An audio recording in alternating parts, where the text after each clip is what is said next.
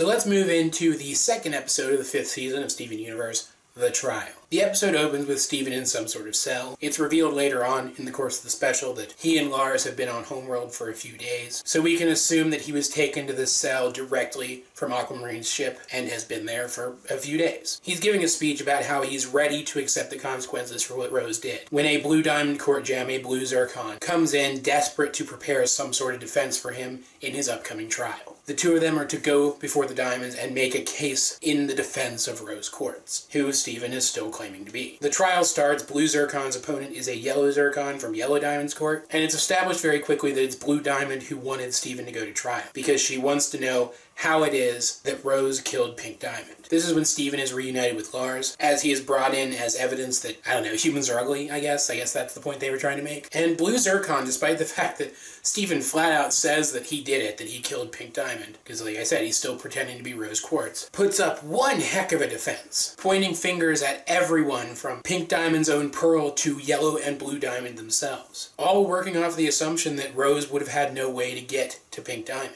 which incidentally also proves that the shattering of Pink Diamond occurred well after Rose rebelled. Over the course of the trial, Blue Diamond has already been disappointed in the fact that Steven wasn't able to give an account of how exactly Pink Diamond was killed. He wasn't able to fill her in on the specific details. And now this display by Blue Zircon has gotten Blue and Yellow Diamond arguing. Steven takes this as an opportunity to get Lars onto Blue Diamond's palanquin, which was brought in as evidence. It makes sense in context. And the two of them use the palanquin to escape. We get a dramatic threat from Yellow Diamond, and the episode comes to an end. And this was the most baffling episode of the entire special for me. First, I'm left questioning why a totalitarian dictatorship would give a war criminal a fair trial. But then I'm reminded that we're never told the trial is going to be fair. It's never more than lightly implied that the trial is going to be fair. And Blue Diamond did ask for this because she wanted information from Rose Quartz. But that leaves me asking, wouldn't an interrogation have served that purpose just as well? And I just can't think of any situation in which an interrogation wouldn't have been preferable to the trial. All that the trial served to do was put a Blue Zircon between Blue Diamond and Rose as one more obstacle in the way of Blue Diamond getting the information she wanted. And Blue Zircon's entire last argument has gotten people thinking once again that it wasn't Rose who killed Pink Diamond. And I'm just not ready to accept that. We have been given very concrete evidence that Rose did kill Pink Diamond, and I don't think the circumstantial evidence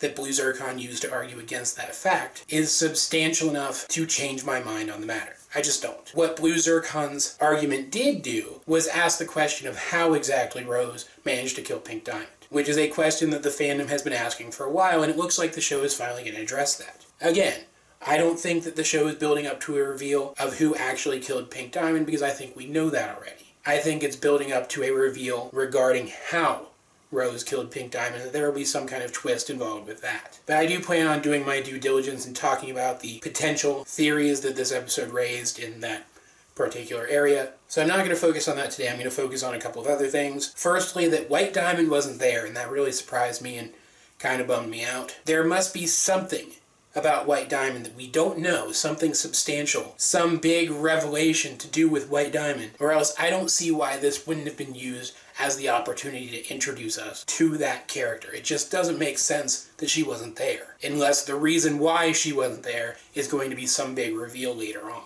or at least associated with some big reveal later on. We also got to see a very interesting ability of Blue Diamond's here. At one point, she is overcome with sorrow about Pink Diamond having been shattered, and she sends out this wave of blue light, and everyone in the room starts bawling. Except for Lars, he didn't seem to, but he was also protected by a bubble, so that may have been why. I'm not really sure what to think of this ability. It's very interesting, and it may actually be 1/3 of the diamond powers that were used in Corruption, which I think is a really interesting thought. And if that's the case, it suggests that Yellow Diamond and White Diamond, and also Pink Diamond before she was killed, had abilities similar to this, and now I really want to know what they are. At the end of the day, though, I feel like this episode was here more to set up future plot lines than further the plot of this particular arc. Hence why I'm left scratching my head, figuratively at least, at many of the things that were said and done in this 11 minutes. But still, the Zircons were cool. It was cool seeing Blue Diamond's and Yellow Diamond's pearls again, and it was cool seeing Blue Diamond and Yellow Diamond themselves. We are really getting to know those characters recently, and that's something I really appreciate.